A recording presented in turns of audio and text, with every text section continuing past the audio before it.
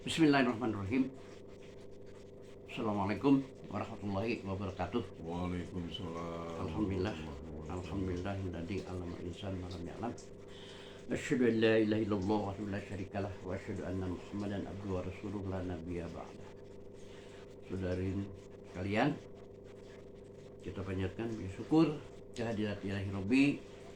Alhamdulillah kita bertemu kembali untuk membahas berbagai aspek petunjuk Allah dalam Al-Quran dalam rangka hidup kita agar diridhoi oleh Allah Subhanahu wa Ta'ala. Ini sekalian, dalam Al-Quran ada kata-kata syukur. Nah, syukur ini bahkan sudah diadopsi ke dalam bahasa Indonesia. Nah, contohnya, syukur kita sudah selesai mengerjakan pekerjaan yang cukup berat, kira-kira udah jadi bahasa Indonesia lah, diadopsi dalam bahasa Indonesia. Namun kalau kita melihat dalam Al-Quran, melaksanakan syukur kepada Allah itu ternyata tidak mudah. Sampai-sampai kata-kata syukur dalam Al-Quran kurang lebih dalam kitab Mu'jam ada 61 ayat yang menerangkan tentang syukur. Terus sekalian, ternyata melaksanakan syukur kepada Allah itu sudah cukup dengan hanya dengan ucapan syukur alhamdulillah, syukur alhamdulillah. Tidak seperti itu. Bersyukur kepada Allah harus menggunakan keilmuan, ya. Karena kita baru bersyukur kepada Allah setelah memahami, ya, apa yang disampaikan oleh Allah dalam Al-Quran, ya, atau apa yang sudah disampaikan oleh Allah dalam atau apa yang telah disampaikan oleh Nabi dalam bentuk sunnahnya. Begitu juga syukur kepada Allah baru disebut sebagai syukur setelah melaksanakan, ya, konsep-konsep yang Allah sampaikan dalam Al-Quran. Jadi kalau dilaksanakan konsep-konsep Allah dalam Al-Quran itu bentuknya syukur. Jadi walaupun mengucapkan syukur berkali-kali, syukur alhamdulillah, itu tidak disebut sebagai syukur. Karena diperlukan pelaksanaan. Jadi apa yang sudah digariskan oleh Allah dalam Al-Quran kemudian kita laksanakan, itu bentuk syukur. Nah, atau juga setelah dipahami, telah dipahami oleh kita, itu adalah bentuk syukur kepada Allah. Saudara sekalian, seperti begini dicontoh dalam Al-Quran itu kan ada kata-kata as-sama. Kemudian di sisi lain, ya, ada Al-Quran menyatakan di surat Al-Mu'minun, A'udzubillahi minasyaitonirrajim, Innallaha ladzu fadlin 'alan nas walakinna aktsarun nas la yashkurun. Allah telah menganugerahkan kepada manusia alam ini, baik di langit maupun di bumi, walakinna aktsarun nas la yashkurun. Salah satu contoh kita mengenal dengan kata-kata as-sama, ya, sebut bahasa umumnya langit. As-sama itu kalau dikumpulkan dalam Al-Quran itu ada 300 ayat lebih kata-kata as-sama. As-sama itu adalah atmosfer, ya, yang mengelilingi bumi ini. Bagaimana mensyukuri atmosfer yang Allah berikan untuk kita sebagai manusia yang hidup di bumi ini? Ya, sebut saja di bawah kolong langit. As-sama itu atmosfer, sebut sebagai pada bahasa umum langit. Di dalam Al-Quran disebutkan bahwa as-sama ini dijadikan sakfan mahfudho, ya. Langit ini dijadikan sebagai atap yang terpelihara. Apa yang dimaksud atap terpelihara? Nah, ini kan perlu keilmuan, perlu penelitian. Tadi dikatakan as-sama itu adalah atmosfer. Kemudian disebutkan dalam Al-Quran sakfan mahfudho, sebagai atap yang terpelihara. Bagaimana mensyukuri atmosfer yang kita hirup setiap hari, ya, oksigennya untuk bernapas. Tapi di sisi lain disebut sebagai sakpan mahfudo, sebagai atap yang terpelihara. Maka kita perlu keilmuan untuk mengetahui apa yang dimaksud sakpan mahfudo. Sakpan mahfudo itu atap yang terpelihara. Bagaimana Allah cara memeliharanya? Ya, karena atmosfer ini adalah merupakan alat untuk bernapas, oksigen. Nah, sakpan mahfudo, kenapa disebut sakpan mahfudo? Karena ternyata dalam Al-Quran as-sama itu ada beberapa lapis sebagai lapisan-lapisan pelindung. Nah, pertama, Al-Quran menyebutkan bahwa lapisan pertama langit ini as-sama itu ya disebut sebagai jawisama. Diterangkan surat An-Nahl ayat 79. Jawisama ini adalah oksigen yang sesuai dengan kondisi tubuh kita, sesuai dengan kondisi makhluk-makhluk hidup yang lainnya, binatang yang setiap hari kita hisap. Kita pakai bernapas. Karena pada ketinggian tertentu, ya, pada ketinggian tertentu kita sudah tidak bisa lagi bernapas tanpa alat bantu. Nah, pertama, lapisan pertama disebut sebagai jawisama. Itu terangkan kepada surat An-Nahl ayat 79. Nah, itu disebut sebagai lapisan oksigen yang disediakan oleh Allah untuk bernapas manusia, binatang lain sebagainya. Lapisan kedua disebut sebagai hubuk. Hubuk itu dari asal kata habaka. Ya, habaka, hubuk. Artinya menenun. Jadi lapisan kedua as-sama itu dilapisi dengan lapisan hubuk. Lapisan hubuk itu adalah, kalau di dalam bahasa ilmu pengetahuannya, stratosfer. Itu lapisan untuk menyaring sinar matahari supaya tidak langsung pada tubuh kita manusia atau binatang atau tumbuh-tumbuhan kan bisa terbakar. Nah, itulah yang disebut di dalam lapisan ozon. Nah, hubuk itu lapisan ozon. Diterangkan di surat Az-Zariyat ayat 7. Silakan dibuka. Itu sebagai lapisan pelindung supaya manusia, binatang, tumbuh-tumbuhan tidak langsung terkena sinar matahari. Lapisan yang ketiga adalah burjun. Burjun itu benteng. Itu diterangkan di surat Al-Hijr ayat 16. Kenapa sebut burjun? Burjun itu ya Allah jadikan ya, ada lapisan di atmosfer ini, di langit ini, lapisan yang namanya burjun. Burjun itu benteng yang menghalangi atau mengikis benda-benda langit yang jatuh ke bumi.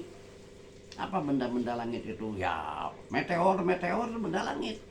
Kalau tidak ada lapisan burjun pada langit kita, ya, di atmosfer kita, itu meteor yang segede-gede rumah bisa jatuh langsung ke bumi dalam bentuk yang sebesar itu. Tapi oleh lapisan burjun itu dikikis meteor itu. Meteor itu dikikis sehingga benda langit yang mau masuk ke bumi itu jadi kecil jatuhnya ke bumi karena dikikis, semacam digerinda. Lapisan yang keempat, ya, lapisan atmosfer ini, langit ini, yang keempat masobih.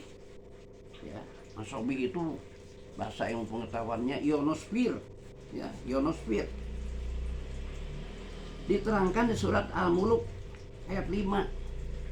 Nah, sama Fussilat ayat 12.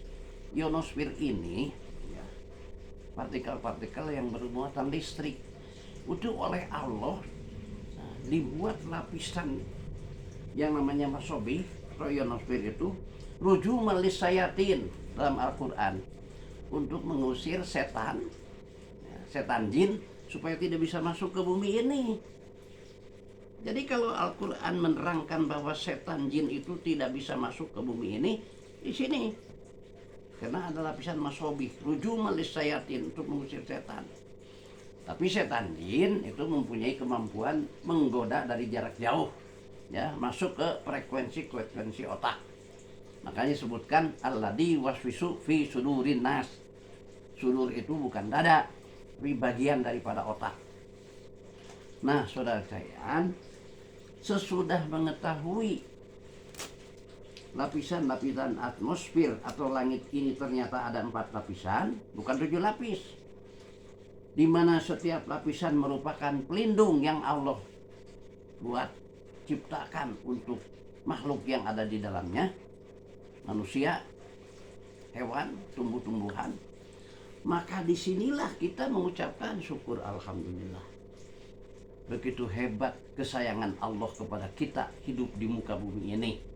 Jadi syukur perlu keilmuan.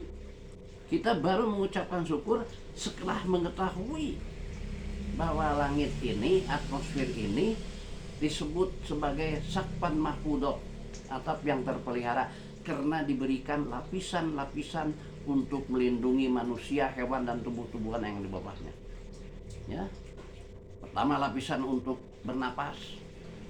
Karena makin tinggi ke atas itu sudah tidak bisa lagi bernapas biasa, harus pakai alat bantu.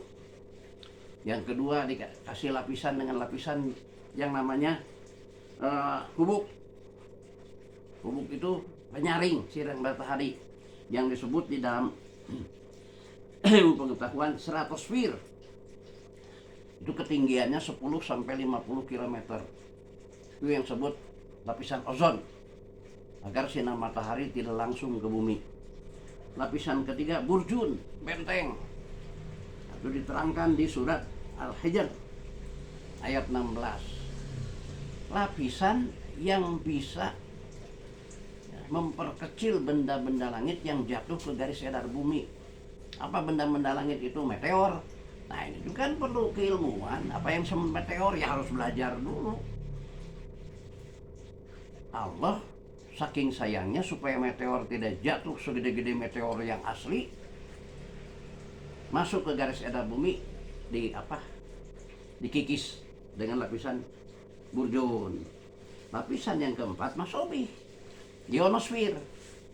Ionosfer itu adalah partikel-partikel yang bermuatan listrik, disebut itu gunanya untuk rujuman lissayatin, untuk mengusir setan. Jadi setan-setan jin, ya, dari bumi lain, dari langit, nggak bisa masuk langsung ke bumi, terhalang oleh, ya, lapisan yang masobih, partikel-partikel yang bermuatan listrik. Nah, sesudah mengetahui apa yang disebut dengan sakpan mahfudho, ya, langit itu disebut sebagai atap yang terpelihara, inilah lapisan-lapisan yang memelihara kita manusia, hewan, dan tumbuh-tumbuhan. Itulah bentuk kasih sayang Allah agar kita bisa hidup dengan baik, tenang. Disinilah baru kita mengucapkan bersyukur alhamdulillah, kita dijadikan makhluk yang disayangi oleh Allah, hidup di bumi tanpa melahirkan kesusahan-kesusahan. Kemudian, ya, saudara sekalian, ada lagi bentuk syukur, surat Al-Baqarah 172. Nah, ini lain lagi bentuk syukurnya. A'udzubillahi minasyaitonir rajim. Ya ayyuhalladzina amanu kulu min thayyibati ma razaqnakum washkuru lillahi in kuntum iyyahu ta'budun. Allah menyatakan, ya hai orang-orang beriman, makanlah dari yang baik-baik, thayyib, ma razaqnakum, apa yang direzekikan kepada kalian. Washkuru lillahi, bersyukurlah kepada Allah, in kuntum iyyahu ta'budun. Nah, apabila kalian, ya, tunduk patuh kepadanya. Bagaimana bersyukur di sini bentuknya? Bukan syukur alhamdulillah, syukur alhamdulillah. Di sini katakan, ya ayyuhalladzina amanu kulu min thayyibati, makanlah yang baik-baik. Jadi bukan hanya halal, sumbernya yang halal, makanannya yang halal, bukan hanya itu, tapi yang baik-baik. Sebab setiap manusia mempunyai, ya, sebut saja punya penyakit. tertentu yang alergi terhadap makanan-makanan tertentu. Sebut saja yang punya hipertensi, tentu harus memilah makanan-makanan yang tidak melahirkan hipertensi kita makin makin banget kambuhnya. Orang yang punya gula, orang yang punya asam urat, dan macam-macam penyakit yang biasanya mempunyai ya makanan-makanan tertentu yang harus dihindari. Ya. Orang yang kena gula, orang yang punya darah tinggi, sakit jantung, asam urat dan lain sebagainya. Maka tatkala kita memilah makanan minuman yang tidak berakibat penyakit kita ya makin kambuh, maka itulah bentuk bersyukur kepada Allah. Jadi memilih-milih makanan minuman yang tidak berakibat fatal kepada penyakit kita, itu bentuk bersyukurnya seperti itu.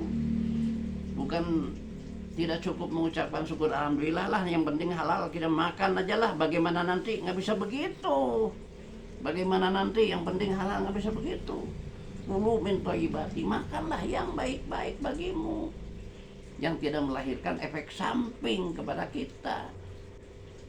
Itu. Jadi yang direzekikan oleh Allah tidak semuanya ya baik bagi badan seseorang, karena setiap orang biasanya mempunyai penyakit-penyakit yang berbeda-beda. Nah, memilih-milih makanan minuman yang tidak mengakibatkan penyakit kita kambuhnya makin banget, itulah bentuk bersyukurnya. Kira-kira seperti itu syukur itu. Jadi nggak gampang syukur itu, harus menggunakan keilmuan. Makanya ada doa yang mengatakan ya, dari Rasulullah SAW, ya Allah, bantulah hamba agar dijadikan orang yang pandai bersyukur kepadamu dan pandai mendekatkan diri padamu. Menunjukkan syukur itu susah, makanya ada doanya. Menunjukkan mendekatkan diri kepada Allah itu nggak gampang, makanya ada doanya. Itulah hadirin sekalian, dari kata-kata syukur saja kalau kita analisa diperdalam, tidak semudah seenteng yang kita kira. Karena kata-kata syukur diterangkan dalam sampai 60 ayat. Ada yang bersyukur yang bercerita tentang kaum masa lalu. Ada yang bersyukur la'allakum tashkurun, terhadap masalah-masalah yang berkaitan dengan petunjuk-petunjuk Allah. Banyak sekali. Ini hanya sebagai salah satu contoh bentuk bersyukur kepada Allah Subhanahu wa taala. Mudah-mudahan ada guna manfaatnya. Ya, barakallahu wa lakum. Assalamualaikum warahmatullahi wabarakatuh. Waalaikumsalam.